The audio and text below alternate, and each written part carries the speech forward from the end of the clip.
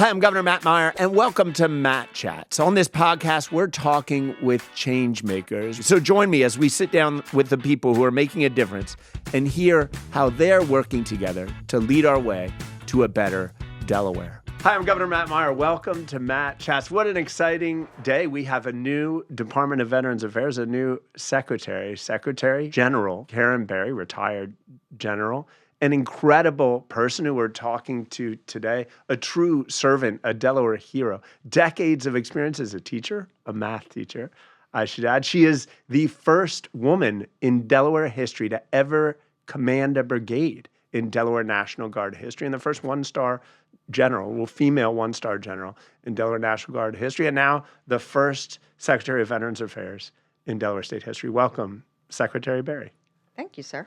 It's great to have you. Can you talk a little bit about your journey to service as Representative Carson, who made this position possible? His passion is, along with many other members of the state legislature. He likes to say 99% of Americans wake up every day and enjoy the beautiful freedoms of America. 1% stand up to put on a uniform to serve. You're among that 1%. Can you talk about why? I can. So way back in 1987, when I was a college freshman at the University of Delaware, go Blue Hens, I realized that my father was right, that I was going to need to find out some other resources to help pay for school. And as it were, I had friends that had joined the Delaware Army Guard in the aviation unit, and I was intrigued and said, I'm working 3 jobs now here at college and trying to be an engineer major. I need to look at some other options. So I joined the Guard, the aviation unit, which my father was also in the aviation unit in Vietnam. Wow, God bless him for his service. And so you're a University of Delaware student. Yes, sir. And went to basic training? Yes, sir. So they had a split option program, which still exists today, where you can not completely derail your education process. Some students, some young people do this as early as their junior year of high school. They go away to basic training, then they come home, and then they'll finish a year of school, and then the following summer they would go to whatever their advanced training is. And so that was the route that I was taking to start my military career. And talk a little bit about basic training. I assume in some ways it's similar to basic training today, and in some ways it's different. Were there many women going to basic training then, back in 1987? I'm sure. So I didn't understand. My father didn't understand. I didn't know this. He came to my basic training graduation, but we were, our battalion, our training battalion that at Fort Jackson had 1 female company and then 3 male companies. So we were segregated that way. Today, when my son went through basic training 25 years later, all the companies are integrated. But at that time, we were an all-female company, and my parents came down to my graduation, and I never realized until I finished ROTC when I came back. I decided to join ROTC as part of everything, and I was able to stay in the Guard. My father thought I was in the Women's Army Corps, which I really didn't understand what that was at the time. But the Women's Army Corps was where you were in the Army, you were segregated, and that I think it stopped, and they fully segregated the Army in about 1978. Mm-hmm. And so as of today, everything's integrated in your training. And most of my other years of training, when I was doing my officers training, was integrated. Gotcha. I should note that something you threw in there, and most Delaware families, they're expecting their children to finish elementary school, middle school, high school, hopefully training school or college and beyond. In the Berry family, it's elementary, middle school, high school, then basic training is the expectation. Yes, right? Sir. My daughter didn't do that. Gotcha. She proudly resisted the tradition. But a family of service. Yes, sir. Nonetheless. So you're at University of Delaware. You're studying engineering, right? And then talk about your path to teaching.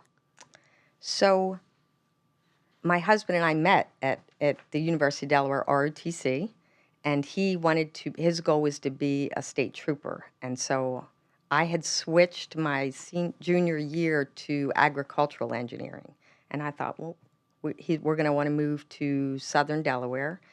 This is the perfect thing for me to take, agricultural engineering. And so that was not the case. It was early 90s, and DuPont was letting out. So I was really struggling to find a job. And so you're from Newcastle County, Del Castle High grad. Del Castle graduate. I may be wrong. I don't want to denigrate any wonderful Del Castle High grads, but when I think of Del Castle High, I don't think of agriculture. I don't think of farms. I was a draftsman there. Uh-huh. So that's what inspired me to do engineering, but I really liked the hands-on aspects of agriculture. Mm-hmm. That's how I switched from mechanical engineering at the University of Delaware to their agricultural engineering. It was much more hands-on, much more in my lane, what I was comfortable with. So I enjoyed that, although I didn't have any farming experience. And when we moved down south, I figured we can buy more land down there. So we moved to Sussex County maybe a year after we were married, and bought 35 acres. And I thought, well, we should be able to find a job down here. He was a trooper, so everything was good. And I started substituting just to kind of fill in the time. And it then occurred to me that I think I missed my calling. And I knew they needed math teachers. So I went back to get my master's degree. At the same time, I was doing all the classes I need for teaching at Salisbury. I did that at Salisbury University. Great. And spent a few years as a math teacher. Did. At what schools? I taught first at Laurel, and I was an ag engineering teacher there. You must be the first ag engineering teacher in Laurel history from Del Castle High School, from Newcastle County, who comes down to teach ag in Laurel. Absolutely, absolutely. And I did teach math there as well, but I was teaching ag mechanics, industrial arts, drafting, and math for my first 2 years teaching. And then the district that I lived in was Indian River School District. So I moved over to there. That's where I did one of my student teaching experiences. So I moved there at the middle school, did 2 years as a 8th grade math teacher, and then moved up to Sussex Central High School and taught there the rest of my career, 21 years, I guess. Right. And as I mentioned to you when I announced you as the secretary, I was not surprised when I heard from several people who had worked for you under your command in the National Guard and thought it was a fantastic choice. I was surprised by the number of people I heard from, just regular folk in Sussex County who reached out and said, she was my math teacher, she was my son or daughter's math teacher, and she is an extraordinary math teacher. So thank you for your service. I imagine among all the military accolades, it's often not recognized the way it should, that you spent decades really educating the next generation of Delawareans. Which is rewarding. Not always, it was nice. It's always nice to hear from students from the past. And so I'll run into students here and there because Delaware is such a small state, which there's so much beauty in that there's really, it's at 7 degrees of separation for Kevin Bacon, but it's about 2, the best you can have for Delaware. So I run into students, previous students all the time, and it's nice to know that you made a positive impact in someone's life. It's always rewarding to hear that. Tell me about the National Guard. So you go through basic training, you're in the Air Guard. Army Guard. Army Guard. Sorry, I don't want to offend Dad, the Army veteran. General Michael Berry was also Army Guard. He was, right? Yes, sir. And so you work your way through the National Guard, doing drill weekend as a teacher, right, throughout your experience. Talk about that. What was that like, working your way up through the National Guard? So we didn't know anything different. We do look back now and say, he was a trooper working shift work. As a teacher, I think having some flexibility in the summer and once our kids got big enough that they were on the same pattern school-wise, that was helpful. But it was busy because we would have, as a state trooper, you were working shift work. So when one of your weekends that you actually have off may or may not be the weekend that you have drill weekend, but we were fortunate in Delaware. I think the whole state, for the most part, drills on the same weekend. So we would both have drill the same weekend, and thank God for our families that helped out with the kids. So our kids learned to be flexible early. Our family was crucial in helping us, just like anyone that's, in the service or doing any kind of public outreach. Your family is so crucial in helping support you through those times. But the classes that we would have to do, and gone away for 2 weeks of training, and him being deployed, or me being deployed, and when our son eventually joined, him being deployed, it takes a village to support that effort. So talk about that. You went to Afghanistan during the war. Yes, sir. And talk about that. What were you doing? What was that experience? So I deployed with the reserves. True to form for me, I didn't have the same experience. It's in the Guard, you train typically with your unit, and then you deploy. So you're deploying with all these folks that you've had a lot of experience with. I joined up at the request of the reserves, who we supported. The reserve unit that I deployed with, as a Guard signal companies, our companies and brigades supported the signal command. And they said, we need someone to Some of these reservists, they were from all over the country. They weren't were. necessarily Delawareans. People you'd never met before. I had never met anyone. You were there alone? Were there any other Guards, men or women, going with you? No one from Delaware. Wow. It was just me. So I didn't, we do a wonderful job in the state sending our Guard units off, whether it's Delaware, Connecticut, Maryland, sending units off and returning them home. I didn't really get that experience. I had to go off and do a lot of stuff on my own, which helps develop character, I guess. So kids and husband at home, and you're going off alone with this unit with people you've never met before. That is correct. Now, both my son was actually in the State Police Academy when I left. So I remember going up to the airport, and my daughter was in college. She came home, and so they took me up, my mother, my husband, my daughter. We took me up to Philadelphia Airport to get on the plane and fly down to Atlanta to meet up with the rest of the unit. How long were you deployed for? I was deployed for 12 months. In Afghanistan? Yes, sir. Where in Afghanistan? I was mostly in Bagram. That's where I lived and worked, and would travel around a little bit. Working on a signal brigade, you said. Yes, sir. The only thing I always laugh about, I usually tell people, I would find Delawareans when I was overseas. They would, different units, like the 10th Mountain Division would have their salute. You get saluted, and you're supposed to know what their saying is, like first to the top, or the 1st Cavalry Division was the division there, and they would say, First Cav. And I just would laugh because I was like, I don't know what I'm supposed to say to that. So I saluted back and went, First State. And most of them didn't, I was always very friendly to everyone, but most of them didn't think too much of it. And then one young man, he was from Camden, Delaware. And I was like, I would never have known that about that young man, other than I said First State, and he understood what First State. Most of the folks didn't pick up on that. They just thought I was saying First Cav fast, or whatever the case was. That's amazing. Yeah, I mean, you talk about First Cav and First State. Many mornings when I wake up here in Delaware, anytime I wake up super early, I think of in Iraq. I was living in a CHU, a containerized housing unit, like a little mobile home, and the walls weren't that thick. And so whether it was a helicopter flying overhead or a fixed wing or just soldiers marching in formation early, you could hear what was being said.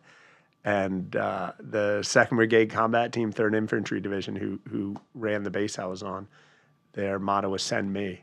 And so they'd be sort of jogging in formation just about every morning, often before the sun came up.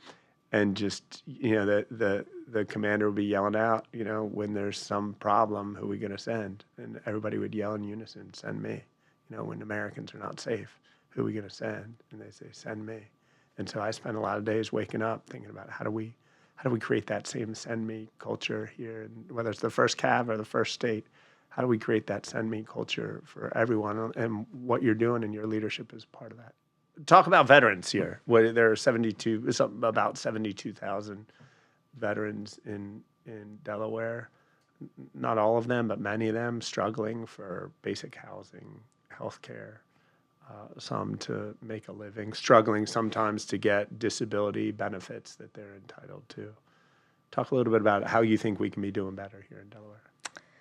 I think that establishing this position, and I have a brand new executive director on board, so having the two of us in place, I think we can solidify processes. I think that's what's been missing recently. We have so many veterans organizations, whether it's American Legion, VFWs, AMVETS, NABVETS. We have a tremendous support system that's out there. But I think for some of the issues at hand, it's helpful to have a department that can help organize the issues and help direct people to resources that they may not be aware that are available to them. Help them if they're struggling with with something that should be working and it's not, and they don't know all the ways. I've gone through some of the processes myself just to kind of understand, what the process is about. So having a person that really knows the process and how to fill out the paperwork and what do you do for follow-up, because it's not, I think it's set up and I think there's a thought process that you can figure it out, but having a team in place to help you figure out those things. And really, we've talked a great deal about just making sure that more people are aware of what's available, whether it's the veteran themselves or their family, the supports that they can get for their loved ones that they earned through their service. Absolutely. We appreciate it. You've heard me say it time and again. We can't just be the first state for nothing. We need to be the first state for veterans. When someone finishes their service to this country or when they're serving this country, we want everyone to look at Delaware and say, this is the best place to be. We know we're going to take care of you. It is a national embarrassment that there are so many individuals like yourself who raise their hand to serve, who cannot get basic housing, health care, job to feed their family. It's something that's a moral imperative. And I think a lot of us are excited. I feel like I speak on behalf of Delawareans when we are humbled by your service and very excited that you're so eagerly taking on this new mantle of leadership. So thank you so much, Secretary Berry, for not just for your decades of past service, not just for your decades of teaching, but for agreeing to do this. It is a responsibility it's a great responsibility we're entrusting you with, and there are a lot of people like myself cheering you on and here to support. It's absolutely critical. As you know, I spent a year not in the military, but as a diplomat, embedded with soldiers in mostly Iraq, 10,000 American, mostly Army soldiers on what was called a provincial reconstruction team. And I know that there are so many members of the military who literally were giving their life, and some who did give their life for all of our freedom. And we absolutely have to make sure that here in Delaware, they're treated with the best of the best. So thank you. Yes, sir. Thank you.